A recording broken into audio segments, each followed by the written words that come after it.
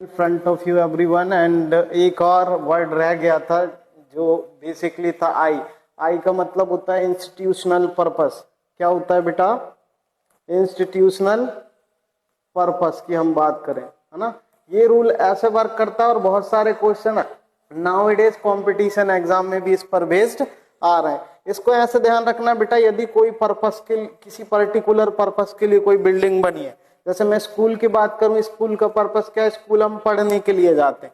अगर सेंटेंस इस सिचुएशन पे बेस्ड है तो वहां पे हम आर्टिकल नहीं लगाते, उस केस में आर्टिकल नहीं आएगा। जैसे I am going to school for study, study के लिए ही स्कूल बिल्डिंग बनी है, दैट इज द रीजन, यहाँ पे क्या आ जाएगा? No article.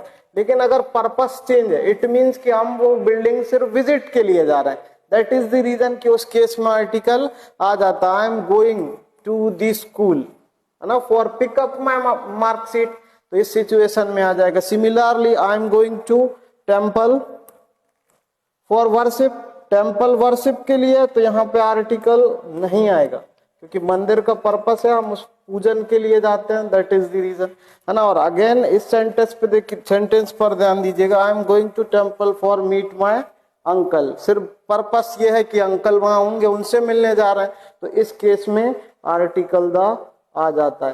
सिमिलरली हॉस्पिटल में अगर आप ट्रीटमेंट के लिए जा रहे हो तो वहां पे आर्टिकल जो द है वो ओमिट रहेगा। लेकिन आप किसी से मिलने के लिए हॉस्पिटल जा रहे हो, आपका पर्पस सिर्फ बिल्डिंग विजिट है, उस केस में आर्टिकल द नहीं आता। अब जो नया कॉन्सेप्ट है that is also basically based on article, और इससे भी एक मार्क्स का क्वेश्चन एग्जाम में डेफिनेटली बनेगा।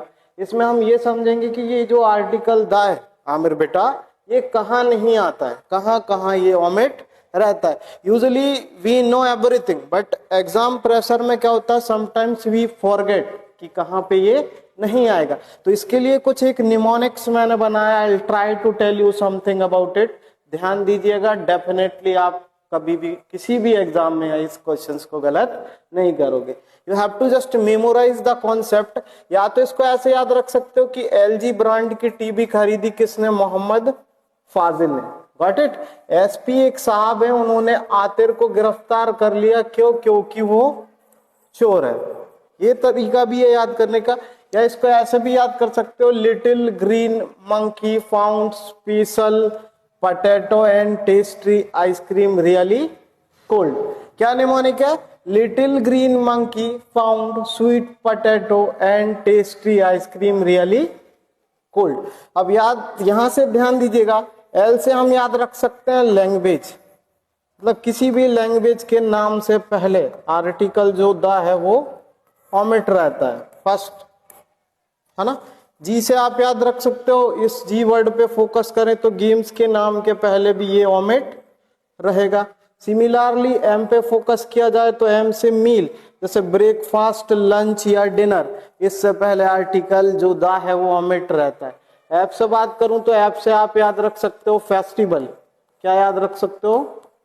फेस्टिवल। फेस्टिवल के नाम से पहले ओमिट रहेगा। यहाँ पे एस का मतलब है सब्जेक्ट, कोई भी अगर सब्जेक्ट दिया रहे तो वहां पे आर्टिकल द ओमिट रहता है। Similarly P stand for proper noun, proper noun already proper है, उसको और डेफिनेट नहीं करना है आर्टिकल द लगा के, तो प्रॉपर नाउन से पहले ये ओमिट रहेगा। Got it. यहां से ए से याद रख सकते हो आप एब्स्ट्रैक्ट नाउन। टी से ट्रांसपोर्ट व्हीकल से पहले नहीं आता, लेकिन कोई फेमस अगर राजधानी एक्सप्रेस ट्रेन है या कोई फ्लाइट है तो वहां हम लगा सकते हैं।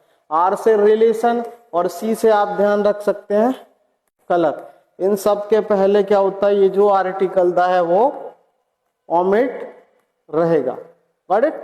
इसके अलावा भी कुछ सिचुएशन होती है, उसको ऐसे याद रखना है कि when we are entering in the class, हम बच्चों से बोलते हैं ना, क्लेवर काम चाइल्ड प्लीज स्माइल। क्या बोलते हैं? क्लेवर काम चाइल्ड स्माइल।